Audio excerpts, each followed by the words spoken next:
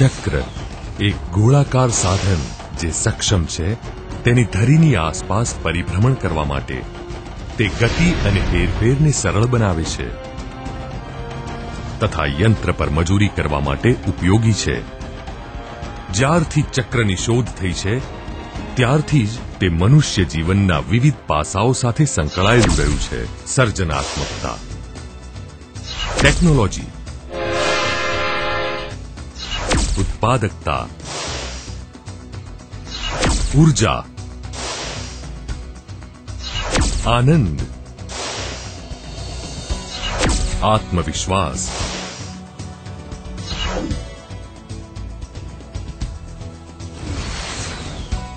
અને ભારતના આવા એક રાજ્યમાં અન્ય એક ચક્ર તેની પ્રગતિના પ્રતીક તરીકે ઉભર્યું છે. એ ચક્ર કે જેણે ગુજરાતના વિકાસને સક્ષમ બનાવ્યો છે અને બંદરોના સુગ્રથિત વિકાસ દ્વારા રાજ્યના અર્થતંત્રને સતત વેગવંતું રાખ્યું છે. ગુજરાત મેરીટાઈમ બોર્ડ વહાણવટાના વ્યવસાયમાં શ્રેષ્ઠ.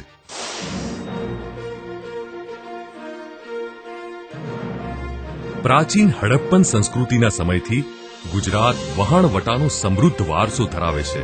એ સમયે વિશ્વનો પ્રથમ ભરતી આધારિત ધક્કો લોથલ ભારતીય ઉપખંડમાં સૌથી ધમધમતું બંદર હતું. ગુજરાતને 1600 કિલોમીટર લાંબો દરિયા કિનારો મળ્યો છે, જે દેશનો સૌથી લાંબો દરિયા કિનારો છે. મધ્ય પૂર્વ, આફ્રિકા, યુરોપ તથા લેટિન અમેરિકા તરફના આંતરરાષ્ટ્રીય જળ વ્યવહારના માર્ગ પર ગુજરાતનો દરિયા કિનારો આવેલો છે. આ ઉપરાંત ગુજરાતમાં આવેલા કચ્છ તથા ખંભાતનો અખાત તેને વ્યૂહાત્મક ફાયદો આપે છે. આ બંને અખાત ઊંડું પાણી ધરાવતા હોવાથી અહીં સરળતાપૂર્વક વિશ્વકક્ષાના બંદરોની રચના કરી શકાય તેમ છે. આવા પ્રકૃતિદત્ત લક્ષણોને ઓળખીને રાજ્ય સરકારે પોર્ટ સેક્ટરને વિકાસનું મુખ્ય ઘટક ગણ્યું છે અને આ ક્ષેત્રના વિકાસ માટે સરકારે પહેલ કરી અને 1995માં બંદર વિષયક નીતિ તથા 1997માં ખાનગી ભાગીદારી માટે BOOT બૂટ નીતિની સ્પષ્ટ રજૂઆત જેવા અનેક પગલાઓ ભર્યા છે. આ સિવાય એક મહત્વપૂર્ણ કદમ લેવાયું 1982માં ગુજરાત મેરીટાઈમ બોર્ડ નામની સ્વાયત્ત સંસ્થાની સ્થાપના દ્વારા. દેશમાં આ પ્રકારના મેરીટાઈમ બોર્ડની સ્થાપના થઈ હોય તેવો આ પ્રથમ બનાવ હતો. આટલા વર્ષોમાં ગુજરાત મેરીટાઈમ બોર્ડે વહાણવટાના વિકાસમાં સગવડ પૂરી પાડવામાં મહત્વનો ભાગ ભજવ્યો છે. ડાયરેક્ટ બર્થિંગ પોર્ટ્સના વિકાસ માટે 10 હરિયાળા ક્ષેત્રો નિશ્ચિત કરાયા. દેશના પ્રથમ ખાનગી ક્ષેત્રના બંદર તરીકે પીપાવાવ બંદરની સ્થાપના. સંયુક્ત ક્ષેત્રની ભાગીદારી દ્વારા મુન્દ્રા ખાતે બહુહેતુક બંદરનો વિકાસ. GCPTCL દ્વારા હજીરા ખાતે આધુનિક કેમિકલ ટર્મિનલની સ્થાપના. દહેજ અને હજીરા ખાતે દેશના એકમાત્ર કાર્યરત 2 LNG ટર્મિનલનો વિકાસ. રિલાયન્સ ઇન્ડસ્ટ્રીઝ લિમિટેડ દ્વારા સિક્કા ખાતે વિશ્વકક્ષાના બંદર માળખાનો વિકાસ. બેડી, પોરબંદર, નવલખી, ભાવનગર, વેરાવળ અને ઓખા જેવા વિવિધ બંદરોના આધુનિકીકરણ અને ટેકનોલોજીમાં સુધારા. આંતરિક જળ વ્યવહાર, દરિયાઈ વહાણવટા અને પોર્ટ ટ્રાફિક કંટ્રોલ બંદર વ્યવહાર નિયંત્રણના વિકાસમાં મદદ. SPV મોડેલ હેઠળ મોટા અને નાના બંદરોનો વિકાસ. મત્સ્ય બંદરોના વિકાસ માટે એક અનન્ય મોડેલનું અમલીકરણ. પીપાવાવ, મુન્દ્રા, દહેજ, હજીરા, સિક્કા, ઓખા, પોરબંદર આ છે ગુજરાતના દરિયાકાંઠા રૂપી હાર પર ઝળહળતા થોડા હીરાઓ. 41 નાના અને મોટા બંદરોથી બનેલો હાર.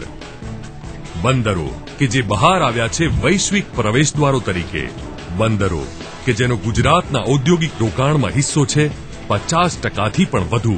બંદરો કે જેમનો સિંહ ફાળો છે ભારતના માલ સામાનના વહનમાં. બંદરો જે સતત તેમનો ફાળો આપી રહ્યા છે વહાણવટા વ્યવસાયમાં શ્રેષ્ઠતા અર્પવાના ગુજરાત મેરીટાઈમ બોર્ડના ધ્યેયમાં.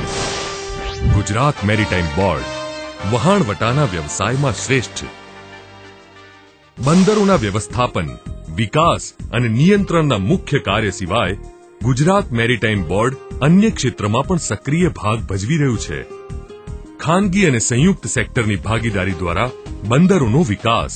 દરિયાકાંઠાના સુગ્રથિત વિકાસ માટે વ્યૂહાત્મક આયોજન. દરિયાકાંઠો ન ધરાવતા રાજ્યોને વહાણવટાની સમર્પિત સવલતો આપવા માટે જોડાણ, રેલ તથા સડક માર્ગ જોડાણ, બંદર આધારિત ઉદ્યોગ પાર્ક્સ અને સ્પેશિયલ ઇકોનોમિક ઝોન્સનો વિકાસ, વહાણવટા તાલીમ, વહાણવટાને સંલગ્ન માનવ સંસાધન વિકાસ અને સંસ્થાઓની સ્થાપના. ગુજરાત મેરીટાઈમ બોર્ડ મોટા ગજાની વિવિધ ભારતીય અને વૈશ્વિક સંસ્થાઓ સાથે ભાગીદારી ધરાવે છે અને તેણે ગુજરાતના બંદર ક્ષેત્રમાં રોકાણોને આકર્ષવામાં મહત્વપૂર્ણ સફળતા હાંસલ કરી છે. તાજેતરમાં યોજાયેલી vibrant Gujarat global investors summit દરમિયાન તેણે વિશ્વનું ધ્યાન પોતાના તરફ ખેંચ્યું અને ₹13,000 કરોડથી પણ વધુના મૂડી રોકાણના કરારો મેળવ્યા. ગુજરાત મેરીટાઈમ બોર્ડની આવક સતત વધતી જાય છે અને આજે રાજ્યમાં સૌથી વધુ નફો રળતું બોર્ડ છે. તેની આવકનો 30% હિસ્સો રાજ્ય સરકારને આપી રહ્યું છે.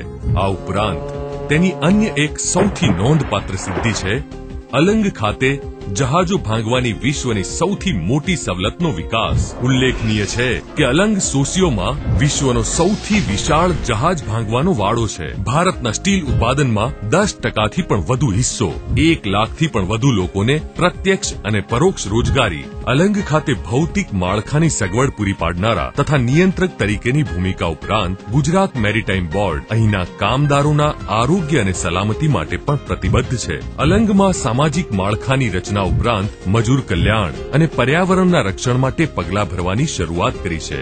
ગુજરાત મેરીટાઈમ બોર્ડને આજે માનવીય અભિગમ ધરાવતી પ્રગતિશીલ સંસ્થા તરીકે માન્યતા મળી છે. ગુજરાત મેરીટાઈમ બોર્ડ વહાણવટાના વ્યવસાયમાં શ્રેષ્ઠ.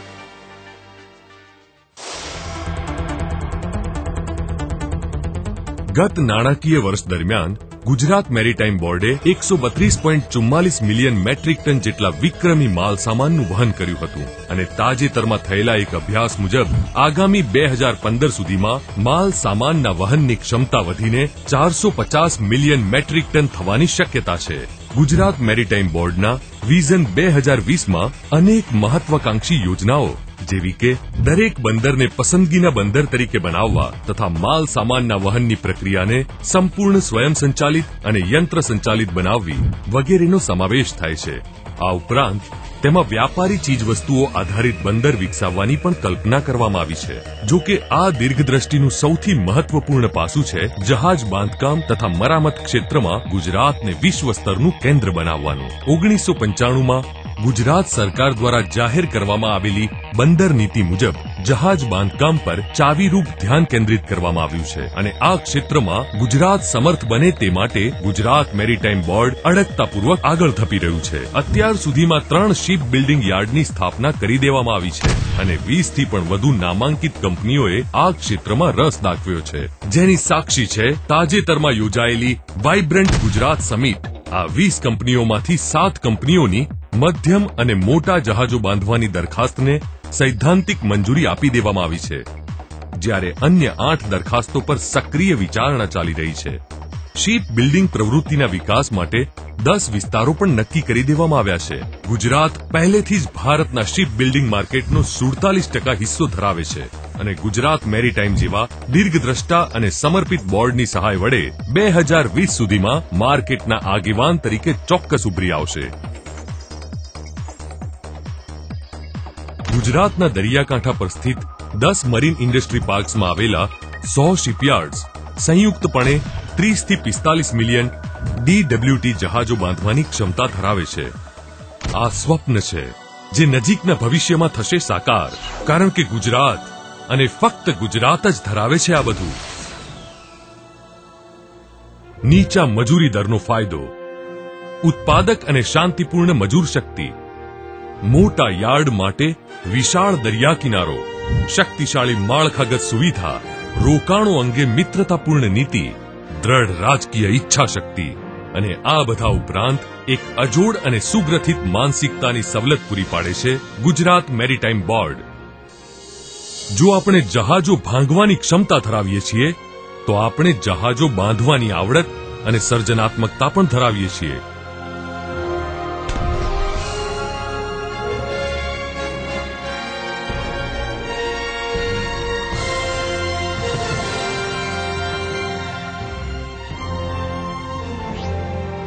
Gujarat maritime board વહાણ